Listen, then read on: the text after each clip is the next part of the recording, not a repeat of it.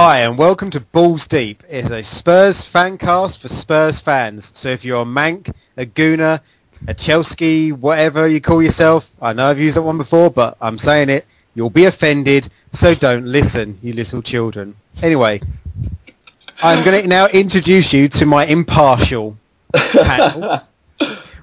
Dean? I'm Dean Salter from Canvey Island, Tottenham supporter, born and bred, lived in a Tottenham household all my life, so there is no other team in my life, quite frankly. Okay, so my other impartial member of the panel is Sam. Introduce yourself. Hi, I'm Sam. Unfortunately, I was born into the Tottenham supporter role, and I actually haven't watched a full-on Tottenham game in about 7 years. I gave up on football after the 2002 World Cup. So I'm basically going to try and get back into it. So yeah, you've got some trusty. You're in some trusty hands, man. So I wouldn't be too worried. We'll get you back in. Yeah. Right. So as you can see, we're very impartial. All three of us being Spurs fans. So it's a very biased podcast. Well, that's the thing. The whole idea of the podcast is we're going to talk about Tottenham and what we view. Because although we're all three Spurs fans, we're three very different Spurs fans. Yeah, well, I'd put that in myself. I don't know, I've got a couple of friends that are through and through Tottenham fans. They won't even talk about Gallas. If Gallas is in the squad, they won't even be like, get him out. I don't agree with that. No, see, I'm in that category. If Gallas he played for Arsenal. Now he's playing for Spurs. So let it lie, right? He's got his abuse. He's got his hassle. People have their opinions, and at the end of the day, he isn't a bad centre back. So I'm on the side of the fence that he was a gooner. He's now so he's in the squad. See, because I would say that Dean, you're more of what I would probably class as a realistic Spurs supporter. Oh yeah, definitely. Yeah. I definitely consider myself that. Sorry, because when I speak to you, sort of like about the Champions League, you keep yourself very grounded. Well, yeah, we can't, as Spurs fans, we can't let ourselves go too far. All right, it's great being in the Champions League, and we do get the people that are just like, Tottenham still aren't good enough for the Champions League and stuff. Whereas I think we are. We've gone and proved that we are, clearly in recent results. But at the same time, I'm not one of these fans that will sit there and say, I'll say glory Tottenham Hotspur, but, I'm still... We can't win the league, and it will be a few years, I believe, until we'll actually have the Premiership in our grasp at getting the number one spot. And I don't know, with the other people that are in the Champions League at the moment, with the likes of Real Madrid and stuff, I don't think we could compete against names like that. But then again, look what we've done against Inter Milan. Exactly. So you come from that side. Bam Sam, you're a not jaded, but a slightly looking inwards. I've lost my faith. Yeah, Spurs fan, coming back into the fold. And whereas I'm the opposite of you, Dean, I'm, fuck it, we're doing a double this season. We're in Champions League. Hell yeah. I've got plenty of friends like that, and believe me, you've got to have them around you. You've got to have them around you. Basically, Steve and Dean, all I've got on my shelf is the, I think it's 2002 Spurs shirt, the stretchy Kappa one. Jesus, oh yeah, covered in bobbles. That's what I've got. Whereas I remember, Steve, you literally had a Spurs training locker. You had everything. I remember you went up to the shop and bought the whole shop. You had like Spurs fucking cufflinks and shit, and you don't even wear shirts. Yeah, Sorry, carry on, Steve. Yeah, currently I'm wearing the Investec Champions League home kit. And I've even got my Van der Vaart style or Pavlyuchenko style, Under Armour on the go. Yeah, Under Armour on the go, yep. On my wall, I have my Pride of North London scarf bought outside the ground. I have my Tottenham Hotspur Carling Cup Winners 2008 framed photo scorecard. And framed above me, I have Manchester City versus Tottenham Hotspur 1981 FA Cup final programme that I got from my parents. And the replay program as well. How old school I am. I have the on my wall I have the UEFA 1983-84 final strip, and this is how old school I am. I still have, this is pretty embarrassing when you bring a girl back, like if I bring a girl back to my room or something, I still have a Junior Spurs stickers on my bedroom door. Oh, that's awesome. Absolutely. Used to get the birthday card every year. That's it. I've still got them kicking about, mate. Still got them kicking about, but got the stickers on the door. They're not coming off at all. They may look childish, but they're not coming off. I think when you open my wardrobe, it just goes. It's like Spurs. It's like home kit, away kit, home kit, away kit, home kit, away, and every now and again be a third kit. It's like White Hart Lane threw up on you when you open your wardrobe.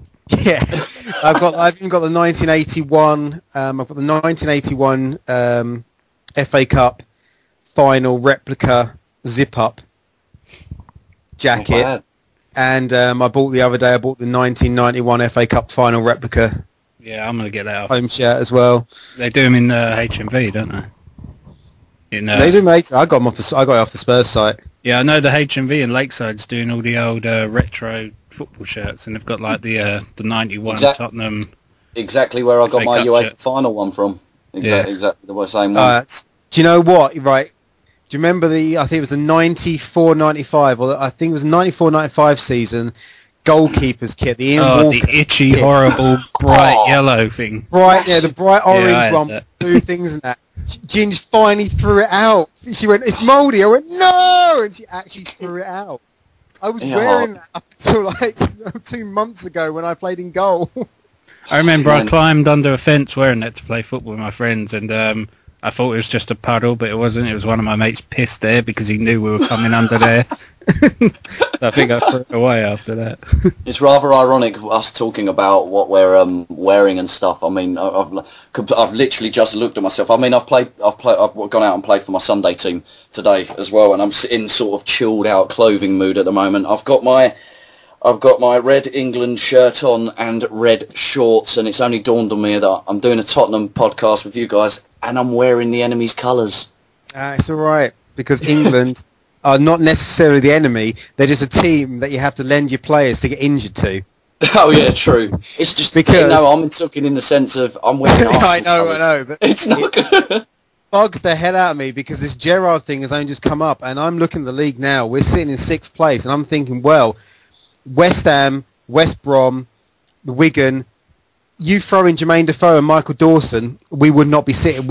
You add those 9 points, we'd be sitting top of the league. We'd be somewhere up the top because just you got to look at it. Kabul and Gallas, okay, they're French together. They haven't played alongside each other much. And then again, our defence is really shambolic at the moment. It really is. But then at the same time, it's doing its job. It's doing its job. Like, well, we beat Arsenal 3-2.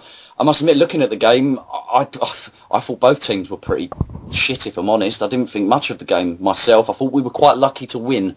But then Arsene Wenger, with his statistics, as he usually is, with his statistics after the game saying that they created more chances, they had more opportunities, whereas they actually didn't. Tottenham had on goal 5 shots, and on target they had 5 shots. Off target they had 6, whereas Arsenal had 4 on target and then 5 off target. So I don't know where he gets his statistics from. Well, he doesn't see anything of the match, does he? No, I bet he saw every kick of the ball yesterday. I'm still waiting for a presenter or an interviewer at the end of a game to sit there and say, Arsene, who the hell do you have, tell you or watch your games for you, or who tells you what's happening? Because you obviously don't see anything. The same one where I think it was last season where Modric got kicked up in the air after he came off the ground, and it was, I can't remember who kicked, I think it was Abue. It was Abue, because Modric gets a yellow card for the tackle, and then Abue wanders off, does a little pat on his head or something, like something really, really fucking sarcastic, yeah. Walks off almost laughing, then gets pulled back and sent off. Yep, and Wenger claims that he didn't see the tackle that then led Modric to fall on the floor, like when he lifted his foot up. And he was clear as day in front of him. So with Fabregas, when he deliberately, in my opinion, handballed the ball from Van der Vaart's free kick, to me that's a sending off. He threw his hand in the air to block it, and still. He didn't just throw his own hand in the air though. He lifted Shamak's up with him. He lifted Shamak's with him. I know. What the? And he didn't see it. He even sat there and said he didn't see it. And I don't know how, as a manager, you can do that. he's never gracious in defeat. You know, he's a character, and I think we need a character like that in the Premier League because I don't know, I can laugh at him. I'd rather have a character like him every game. Well, I laugh at him. He looks like Mr. Bean wearing that puffy coat.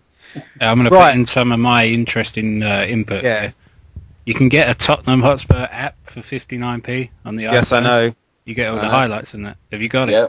No, it failed to download when I tried to get it, so I haven't got round to getting it yet, which is not good. I've got it, but I wouldn't say it's great, personally. I'd give it a 3 out of 5. I gave it a 3 out of 5 stars on the iTunes App Store. I don't know, I think they do charge an arm and a leg for the rest of the sort of stuff. All right, you get your news threads and you get your live text match updates, but like for the other stuff that they're asking for, like the live video feed, and all right, I can understand there being like charges and stuff because it's obviously going to have to cost them money, but they're not even for pictures. They're trying to charge you just to have a wallpaper on your phone. I think it's a bit much, if I'm completely honest. Well, to be honest though, there's no difference to a third party. Remember all these third party ringtone companies charging you $5 a month to like download a handful of ringtones. Well, yeah, if you're going to do it, give the money straight to the source to build the Spurs team of the future. Yeah, yeah, I'll agree with you there completely. That didn't take much, but yeah. Right, so basically, there's a bit of background about ourselves. So let's dissect yesterday's match, and then I think we'll go on to just how we think the season's lining up so far for us and everyone. Quickly, just tell everyone about the if they want to contact us, and you know the contact details. You go for it. All right. If you want to email us or questions for the show, or just give us any advice or ask your own questions, opinions, basically, just it's ballsdeeppodcast@gmail.com, and we've started a blog which is gonna be updated like every few days by every one of us. Yeah, all of our own opinions on each game, I guess, or whatever you see in the media. Basically, with like Steve and Dean will probably do serious stuff. Basically, I was watching the highlights on BBC earlier, and I was taking pictures of the screen of this big fat bloke with boobs, with big Tottenham Hotspur. Yeah, I saw him. Yeah, yeah. So that's basically what I'm going to be putting on there. Yeah. I've not seen anything that bad outside of fucking St James's Park, I must say. So it's ballsdeeppodcast.blogspot.com. Steve, do you want to tell them about your YouTube channel as well? I will do. First of all, the Balls Deep thing. There was something I was thinking of actually last night when you showed me the logo. Yeah. And it actually sums up the difference from Spurs being this 9 and 10th team to being where we are today. Is two big, hairy fucking balls. We've finally grown a pair. Yeah, exactly, yeah. Do you know what I mean? For years, we were like a eunuch almost. We didn't even have the fucking one ball. Our cock was fucking just there, completely... Continuously the most inconsistent team in the world. We blow hot and cold, but we blow more cold than we would hot. And yeah. To be honest, I love that as a Spurs fan. I absolutely love the drama. Like, because it's always, can it be this year? No, it can't. Can it be this year? Oh, it looks like they're doing good. They fall at the last hurdle when we could have been in the Champions League a few years back, but then we ended up getting food poisoning at West Ham. That was lasagna, though. That was that Arsenal chef, though. We've already rounded him up and buried him in the foundations of the Olympic Stadium. Yeah. That could be another subject that we could get on in another cast, yes. maybe even later. Because I'm mixed about that personally. I mean, this is the thing. I'm going to start dissecting yesterday's game, and first of all, it's something that actually I want you to talk about the Olympic Stadium after I make this statement, because is it me, or did they build the Emirates on a Yiddish burial